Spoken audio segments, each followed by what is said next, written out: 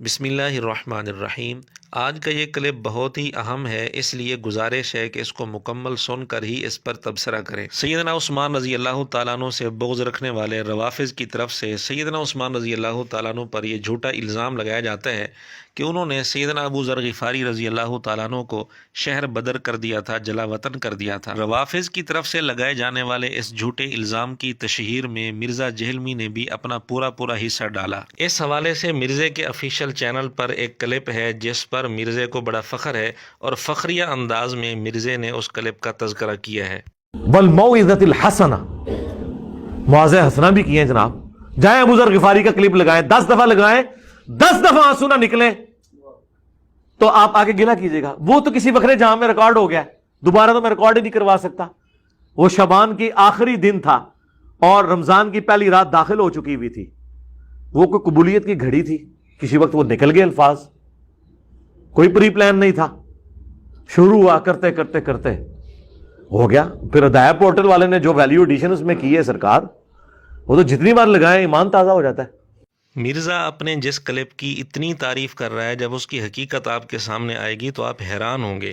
مرزا کہہ رہا ہے 10 دفعہ سنو تو 10 دفعہ ہی آنسو نکلیں گے۔ اس کی وجہ یہ ہے کہ مرزا نے کہانی اس انداز سے گھڑی ہے اور روافظ کے پروپیگنڈے کو اس انداز سے مشہور کیا ہے کہ جو انجان آدمی ہوگا، ناواقف آدمی ہوگا، وہ مرزا کی کہانی سن کر اس کی آنکھوں سے شاید آنسو نکل ہی آئیں گے۔ مرزا تو کہہ رہا ہے کہ وہ کلپ سن کر ایمان تازہ ہو جاتا ہے، لیکن جب آپ کے سامنے حقیقت آئے گی تو فیصلہ آپ خود کر لینا کہ ایمان تازہ ہوتا ہے یا برباد ہوتا ہے۔ اور مرزا نے کہا کہ ہدایہ پورٹل والے نے اس میں بڑی ویلیو ایڈیشن کی، ہم بڑے حیران ہو گئے، ہم نے سوچا شاید اس نے کچھ حوالے دیے ہوں گے، لیکن بڑا افسوس ہوا کہ جب ہم نے اس چینل پر اس کلپ کو دیکھا تو اس میں بجائے اس کے کہ کتابوں کے کوئی مستند حوالے ہوتے، نہیں، اس نے ویلیو ایڈیشن یہ کی ہوئی تھی کہ مرزا کی باتوں کے ساتھ اس نے میوزک کا اضافہ کیا ہوا تھا۔ یہ ہے اس کی ویلیو ایڈیشن۔ مرزا فخریہ انداز میں کہہ رہا ہے کہ رمضان کی رات داخل ہو چکی تھی، قبولیت کی گھڑی تھی، وغیرہ وغیرہ، لیکن ہمیں بڑا افسوس ہوا کہ رمضان کی اس مبارک رات میں بھی مرزا کو کچھ حیا نہیں آئی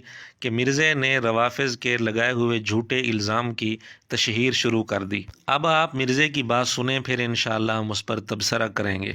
ابو ذر غفاری کا جھگڑا یہ تھا کہ تم تو نبی کے صحاب ہو، تم لوگوں کو یہ زیب ہی نہیں دیتا کہ تم لوگ اس طرح کے محلات میں رہو اور اس طرح مال جوڑو۔ تو اب چونکہ سینئر صحابی تھے، ان کو ہاتھ ڈالنا بھی آسان نہیں تھا۔ پھر نبی علیہ السلام نے فرمایا ہو کہ اس سے زیادہ سچا انسان ہی کوئی نہیں۔ تو حضرت معاویہ نے خط لکھا حضرت عثمان کو کہ جی اس بندے سے میری جان چھڑائیں نا، اس کو آپ واپس بلائیں۔ تو حضرت معاویہ نے جب خط لکھا تو حضرت عثمان نے ان کو کہا تم مدینہ شریف واپس آ جاؤ۔ مدینہ شریف جب یہ واپس آئے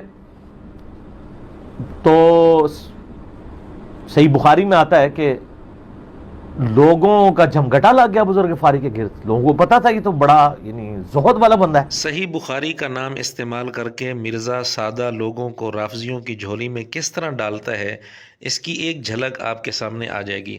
یہاں بھی مرزا نے صحیح بخاری کا نام لیا، صحیح بخاری کا نام لے کر آگے کیا باتیں کی۔ اب لوگوں کا ہجوم ان کے گرد لگ گیا اور پھر حضرت عثمان نے ان کو خلیفہ وقت بلایا اور کہا کہ یار تو خود ہی مدینہ شریف چھوڑ کے یہاں سے چلا جا، تیری وجہ سے فتنہ کھڑا ہو رہا ہے، تیری وجہ سے فتنہ کھڑا ہو رہا ہے، تیری وجہ سے فتنہ کھڑا ہو رہا ہے۔ مرزا نے کہا کہ سیدنا ابو ذر رضی اللہ تعالیٰ عنہ کے گرد لوگوں کا ہجوم لگ گیا تو سیدنا عثمان رضی اللہ تعالیٰ عنہ نے ان کو بلایا اور بلا کر کہا کہ آپ کسی اور جگہ چلے جاؤ، تیری وجہ سے فتنہ کھڑا ہو رہا ہے، نعوذ باللہ نعوذ باللہ۔ اب بخاری کا نام لے کر رافضیت پھیلائی جا رہی ہے۔ اب ہم دیکھتے ہیں صحیح بخاری میں کیا ہے۔ صحیح بخاری حدیث نمبر 1406 آپ کے سامنے ہے، جس میں سیدنا ابو ذر رضی اللہ تعالیٰ عنہ کہتے ہیں عثمان رضی اللہ تعالیٰ عنہ نے مجھے خط لکھا کہ میں مدینہ چلا ہوں، چنانچہ میں چلا آیا۔ جب مدینہ پہنچا تو لوگوں کا میرے یہاں اس طرح ہجوم ہونے لگا جیسے انہوں نے مجھے پہلے دیکھا ہی نہ ہو۔ پھر جب میں نے لوگوں کے اس طرح اپنی طرف آنے کے متعلق حضرت عثمان رضی اللہ تعالیٰ عنہ سے کہا تو انہوں نے فرمایا کہ اگر مناسب سمجھو تو یہاں کا قیام چھوڑ کر مدینہ سے قریب ہی کہیں اور جگہ الگ قیام اختیار کر لو۔ صحیح بخاری کی اس روایت کے مطابق سیدنا ابو ذر رضی اللہ تعالیٰ عنہ نے جب لوگوں کا ہجوم دیکھا تو خود جا کر سیدنا عثمان رضی اللہ تعالیٰ عنہ کے سامنے یہ بات رکھی۔ پھر عثمان رضی اللہ تعالیٰ عنہ نے جواب میں یہ بات کی. اب مرزے نے کیا کہا کہ سیدنا عثمان رضی اللہ تعالیٰ عنہ نے ان کو بلوایا، جبکہ اس طرح کی کوئی بات صحیح بخاری کے اندر موجود نہیں ہے، بلکہ مصنف ابن ابی شیبہ حدیث نمبر 30,610 میں، اور اسی طرح سنن کبریٰ نسائی میں حدیث نمبر 11,154 میں واضح طور پر سیدنا ابو ذر رضی اللہ تعالیٰ عنہ کے یہ الفاظ موجود ہیں. وہ کہتے ہیں میں نے سیدنا عثمان رضی اللہ تعالیٰ عنہ سے خود جا کر یہ شکایت کی. اسی طرح صحیح ابن حبان حدیث نمبر 5,964 میں بھی واضح الفاظ ہیں ثم استأذنہ ان یأتی الربض فأذن لہ. سیدنا ابو ذر رضی اللہ تعالیٰ عنہ نے سیدنا عثمان رضی اللہ تعالیٰ عنہ سے اجازت لی کہ مجھے آپ ربضہ جانے دیں، تو سیدنا عثمان رضی اللہ تعالیٰ عنہ نے اجازت دے دی. یہ چند ایک حوالے بطور نمونہ کے آپ کے سامنے پیش کیے گئے ہیں، اور بھی حوالے پیش کیے جا سکتے ہیں جن سے یہ بات بالکل واضح طور پر ثابت ہوتی ہے کہ سیدنا ابو ذر رضی اللہ تعالیٰ عنہ سیدنا عثمان رضی اللہ تعالیٰ عنہ کے پاس خود گئے تھے اور جا کر شکایت کی اور ربضہ جانے کی اجازت چاہی، تو سیدنا عثمان رضی اللہ تعالیٰ عنہ نے اجازت دے دی. یہ تو ہے کتب حدیث کی بات، یہ ہے کتابوں کا دین. مرزے کا دین کیا ہے، مرزے نے اس واقعہ کو کیا رنگ دیا، وہ آپ خود سن لیں. اب لوگوں کا ہجوم ان کے گرد لگ گیا، اور پھر حضرت عثمان نے ان کو خلیفہ وقت بلایا اور کہا کہ یار تو خود ہی مدینہ شریف چھوڑ کے یہاں سے چلا جا، تیری وجہ سے فتنہ کھڑا ہو رہا ہے. لا حول ولا قوت الا باللہ. ناظرین آپ خود فیصلہ کریں مرزا کتنی کذب بیانی سے کام لے رہا ہے. تو ایک زبدہ نامی کا ایک گاؤں تھا مدینہ شریف کے پاس، شہر سے ہٹ کے، تو وہ پھر وہاں پہ ہجرت کر گئے. گاؤں کا نام زبدہ نہیں تھا بلکہ گاؤں کا نام تھا ربضہ. آپ دیکھیں ریونج کیسا تھا، لوگ کتنے ڈرے ہوئے تھے کہ ابو ذر اپنی بوڑھا شخص 80-90 سال کا بابا اپنی ایک بڑھیا بیوی کو لے کے اس عمر میں شہر بدر ہو رہا ہے اکیلا. آج نہیں آپ سوچ سکتے کسی جگہ آپ اکیلے جا کے پڑاؤ کریں، کسی بیابان کے اندر، ریگستان کے اندر. اس زمانے میں آپ سوچ رہے، آج کل بھی آپ مدینہ شریف کے گرد چلے جائیں تو آپ وہاں نہیں ایک رات بھی نہیں گزار سکتے. پہلی بات یہ ہے کہ مرزے نے کہا کہ لوگ جی اس وقت ڈرے ہوئے تھے. یہ لفظ بول کر دبے لفظوں میں مرزا سیدنا عثمان رضی اللہ تعالیٰ عنہ پر اعتراض کر رہا ہے، نعوذ باللہ ان کو ظالم بنا کر پیش کر رہا ہے. دوسری بات مرزے نے لفظ بولا کہ ان کو شہر بدر کیا گیا. کتنا بڑا جھوٹ ہے مرزے کا، اور سیدنا عثمان رضی اللہ تعالیٰ عنہ پر کتنا بڑا بہتان ہے کہ نعوذ باللہ انہوں نے سیدنا ابو ذر رضی اللہ تعالیٰ عنہ کو شہر بدر کر دیا تھا. جبکہ ہم کتب حدیث سے یہ بات واضح کر چکے ہیں کہ سیدنا ابو ذر رضی اللہ تعالیٰ عنہ نے خود اجازت مانگی تھی کہ مجھے ربضہ جانے دیں. سیدنا عثمان رضی اللہ تعالیٰ عنہ نے اجازت دے دی. ایسی بات بالکل نہیں ہے کہ انہوں نے نعوذ باللہ زبردستی شہر بدر کیا تھا ان کو. اور تیسری بات یہ ہے کہ مرزے نے یہ بھی جھوٹ بولا کہ وہ جی اکیلے گئے تھے. آج بھی کوئی مدینے سے باہر جا کر اکیلا نہیں رہ سکتا، بہت مشکل ہو جاتا ہے. حالانکہ خود یہ بتا چکے ہیں کہ ربضہ گاؤں تھا، اس گاؤں کی طرف گئے تھے. گاؤں میں اکیلا بندہ تو نہیں ہوتا، گاؤں میں اور بھی ساتھ لوگ ہوتے ہیں.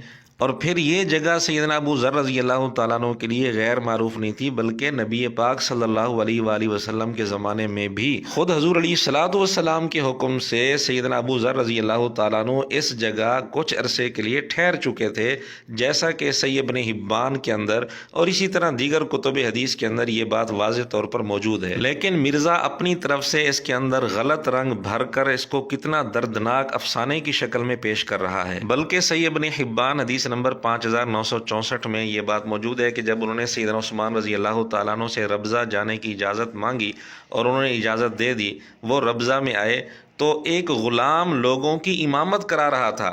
لوگوں نے کہا کہ ابو ذر رضی اللہ تعالیٰ عنہ تشریف لے آئے. غلام پیچھے ہٹنے لگا تو ابو ذر رضی اللہ تعالیٰ عنہ نے فرمایا کہ نہیں آپ امامت کراؤ. یعنی جب ابو ذر رضی اللہ تعالیٰ عنہ تشریف لے گئے تو وہاں ایسی کوئی بات نہیں تھی کہ بالکل بیاباں جنگل تھا، کوئی آبادی نہیں تھی، کوئی انسان نہیں تھا. ایسی بات بالکل نہیں تھی، بلکہ وہاں لوگ موجود تھے. وہاں جب ابو ذر رضی اللہ تعالیٰ عنہ پہنچے وہاں جماعت بھی ہو رہی تھی. لیکن مرزے نے غلط رنگ بھر کر اس کو کتنا دردناک افسانے کی شکل میں پیش کر دیا. آپ دوبارہ سن لیں. آپ دیکھیں ریونج کیسا تھا، لوگ کتنے ڈرے ہوئے تھے کہ ابو ذر اپنی بوڑھا شخص 80-90 سال کا بابا اپنی ایک بڑھیا بیوی کو لے کے اس عمر میں شہر بدر ہو رہا ہے اکیلا. آج نہیں آپ سوچ سکتے کسی جگہ آپ اکیلے جا کے پڑاؤ کریں کسی بیابان کے اندر, ریگستان کے اندر. اس زمانے میں آپ سوچ رہے, آج کل بھی آپ مدینہ شریف کے گرد چلے جائیں تو آپ وہاں نہیں ایک رات بھی نہیں گزار سکتے. تو کوئی شخص حضرت ابو ذر غفاری کو سی آف کرنے نہیں آیا سوائے حضرت علی کے, اور وہ بھی مدینے کی باؤنڈری تک آئے. ان کو پتا تھا ان کے سٹانس کے بارے میں, اور حضرت علی نے ان کو جب سی آف کیا تو کہا کہ میں چونکہ حکمران وقت کی اطاعت کا پابند ہوں, میں مدینے کی باؤنڈری سے باہر نہیں جاؤں گا. اگر مجھے کوئی اس طرح کا یعنی حکم کی اجازت مل جاتی تو میں تیرے ساتھ جاتا. یہ مرزے نے ایک اور گھڑی ہوئی کہانی پیش کر دی سیدنا عثمان رضی اللہ تعالیٰ عنہ پر بہتان لگانے کے لیے. اب مرزا اپنی گفتگو میں واضح طور پر کیا تاثر دے رہا ہے کہ سیدنا علی رضی اللہ تعالیٰ عنہ کے علاوہ کوئی بھی ان کو رخصت کرنے کے لیے نہیں آیا. کہاں لکھا ہوا ہے, کس کتاب میں ہے, کس حدیث میں ہے, کوئی حوالہ مرزے نے نہیں دیا, اور نہ ہی اس کا کوئی مستند حوالہ یہ پیش کر سکتے ہیں. بہرحال مرزے نے اپنی گفتگو میں یہ تاثر دینے کی کوشش کی کہ جی سیدنا عثمان رضی اللہ تعالیٰ عنہ کی طرف سے سیدنا علی رضی اللہ تعالیٰ عنہ کو کسی کو بھی سیدنا ابو ذر کے ساتھ جانے کی اجازت ہی نہیں تھی, بھی اس کے ساتھ کوئی نہ جائے, یہ اکیلا جائے. اور سیدنا علی رضی اللہ تعالیٰ عنہ جو آئے وہ بھی صرف مدینے کی باؤنڈری تک آئے, اور انہوں نے کہا کہ حاکم وقت کی طرف سے اجازت نہیں ہے ورنہ میں تیرے ساتھ جاتا. نعوذ باللہ سیدنا عثمان رضی اللہ تعالیٰ عنہ پر یہ کتنا بڑا بہتان ہے کہ اتنے بڑے ظالم تھے نعوذ باللہ کہ انہوں نے اتنی بڑی پابندی لگا دی تھی کہ اس کے ساتھ بھی کوئی نہ جائے. اور سیدنا علی رضی اللہ تعالیٰ عنہ بھی مدینے کی باؤنڈری تک آئے, آگے ان کو جانے کی بھی اجازت نہیں تھی نعوذ باللہ. یقین جانیے یہ مرزے کا بہت بڑا جھوٹ ہے, سیدنا عثمان رضی اللہ تعالیٰ عنہ پر بہت بڑا بہتان ہے. ہم حیران ہوئے مرزے کی یہ بات سن کر کہ آخر مرزے نے یہ بات کہاں سے پڑھی ہوگی, لیکن اگلے جملے سے ہماری حیرانگی دور ہو گئی. مرزے نے ان باتوں کے لیے حوالہ کس چیز کا دیا وہ بھی آپ سن لیں. ایران والوں نے حضرت علی علیہ السلام کے زندگی کے آخری 10 سال کے اوپر ایک فلم بنائی ہے, امام علی علیہ السلام. اس میں ابو ذر غفاری کے سارے واقعات انہوں نے فلمائے ہیں سر, دیکھنے والے. جب مولا علی چھوڑنے آتے ہیں, پھر جو ان کی ڈیبیٹس ہوتی ہیں مدینہ شریف میں لوگوں کے ساتھ, وہ ساری انہوں نے ویڈیو میں فلما دی. جی یہ ہے مرزے کا مستند حوالہ, نعوذ باللہ ثم نعوذ باللہ. یعنی جو کچھ روافظ نے اپنی فلموں کے اندر گند بھرا, مرزے نے اس کو مستند سمجھ کر لوگوں کے سامنے بیان کر دیا. یہ رافضیت کا پرچار کر رہا ہے اہل سنت کا روپ دھار کر. اتنے بڑے بڑے جھوٹ بولنے کے باوجود مرزے کا دعویٰ یہ ہے کہ اس روئے ارض پر قرآن و سنت سے ریفرنس صرف میں دیتا ہوں, باقی تو گپ شپ لگاتے ہیں. میں کہتا ہوں کہ ہماری کتابیں پڑھی ہوئی ہیں, ان کی کتابیں پڑھی ہوئی ہیں شوکیس کے اندر, تو ان سے کہیں کہ بتاؤ کیا لکھا ہوا ہے. میں کہتا ہوں آپ جس فرقے کے پاس جائیں گے نا ادھر ہی آپ کو میری بات کا جواب مل جائے گا, دوسرے کے پاس جانے کی ضرورت نہیں. اور دوسری بات میں کہتا ہوں, ایک بندہ اگر کوئی بات دکھا دیتا ہے نا اس پہ ریلائی نہ کریں, دوسرے کے پاس بھی جائیں, تیسرے کے پاس بھی, لیکن سب سے ریفرنس مانگیں. اور پھر الٹیمیٹلی آپ جب ہم تک پہنچیں گے تو آپ کو پتہ چلے گا کہ اس پلانٹ ارتھ پہ صرف ہم ہیں جو قرآن و سنت کے ریفرنس دکھاتے ہیں, باقی صرف گپ شپ بتاتے ہیں. ہاں جی. دعوے اتنے بڑے بڑے کرنا, اور حالت یہ ہے کہ رافضیوں کی بنائی ہوئی جھوٹی فلمیں دیکھ دیکھ کر لوگوں کو اس انداز میں قصے کہانیاں سنانا اور رونے کی شکل بنا کر گھڑے ہوئے افسانے سنانا, اور ان افسانوں کے اندر دبے لفظوں میں خلفائے راشدین پر, سیدنا عثمان رضی اللہ تعالیٰ عنہ پر اتنے بڑے بڑے بہتان لگانا, الزام لگانا, یہ کون سی دین کی خدمت ہو رہی ہے. اور پھر مرزا اس کلپ پر اتنا فخر کر رہا ہے کہ جی وہ تو وکھرے جہان میں تیار ہو گیا تھا, اور رمضان کی رات داخل ہو چکی تھی, اور اتنا بابرکت وقت تھا, یہ تھا وہ تھا. اور پھر ہدایہ پورٹل والے نے اس کے اندر ویلیو ایڈیشن کر دی. کیا ویلیو ایڈیشن کی ہے؟ اس نے کوئی حوالے لگائے ہیں کتابوں کے؟ نہیں, کہ مرزے کی باتوں کے ساتھ اس نے میوزک کا اضافہ کیا ہوا تھا, یہ ہے اس کی ویلیو ایڈیشن. اور یہ بنے ہوئے علمی کتابی تحفہ ہے ایسے علمی کتابی لوگوں پر. یہ علمی کتابی نہیں، فلمی فراڈی لوگ ہیں۔ اور یہ تو اس کلپ کی تھوڑی سی حقیقت ہم نے آپ کے سامنے رکھی ہے، ورنہ اس کلپ کے اندر اور بھی کئی ساری کمزور، ضعیف اور بے بنیاد روایات مرزے نے بیان کی ہیں۔ اور ہدایہ پورٹل چینل پر سب سے زیادہ دیکھا جانے والا کلپ یہی ہے جس کی یہ حالت ہے۔ مرزا تو کہہ رہا ہے کہ سیدنا ابو ذر رضی اللہ تعالیٰ عنہ کو شہر بدر کر دیا گیا تھا، کسی کو ساتھ جانے کی، ملنے کی اجازت نہیں تھی، جبکہ بالکل یہ جھوٹ ہے۔ سیدنا ابو ذر رضی اللہ تعالیٰ عنہ ربضہ جانے کے بعد بھی وقتاً فوقتاً مدینہ تشریف لاتے تھے۔ اس پر بھی ہم ایک حوالہ پیش کر دیتے ہیں، ابن اسیر جزری رحمۃ اللہ علیہ کی کتاب ہے الکامل فی التاریخ۔ ابن اسیر کا تذکرہ خود مرزا اکثر کرتا رہتا ہے، تو انہوں نے الکامل فی التاریخ میں لکھا ہے کہ ابو ذر رضی اللہ تعالیٰ عنہ نے سیدنا عثمان رضی اللہ تعالیٰ عنہ سے اجازت مانگی مدینہ سے باہر جانے کی، تو سیدنا عثمان رضی اللہ تعالیٰ عنہ نے اجازت دے دی اور وہ ربضہ چلے گئے، وہاں مسجد بنائی۔ حضرت عثمان رضی اللہ تعالیٰ عنہ نے ان کو کچھ اونٹ بھی دیے، 2 غلام بھی دیے اور وظیفہ بھی ان کے لیے جاری کیا۔ وَكَانَ أَبُو ذَرٍ يَتَعَاهَدُ الْمَدِينَةَ، ابو ذر رضی اللہ تعالیٰ عنہ وقتاً فوقتاً مدینہ تشریف لاتے تھے، اس ڈر سے کہ کہیں وہ اعرابیوں میں شامل نہ ہو جائیں۔ یہ ہے کتابوں کا دین، اور مرزا اسی بات کو کس رنگ میں پیش کر رہا ہے وہ بھی آپ نے ساری تفصیل سن لی۔ اب ہم فیصلہ آپ پر چھوڑتے ہیں۔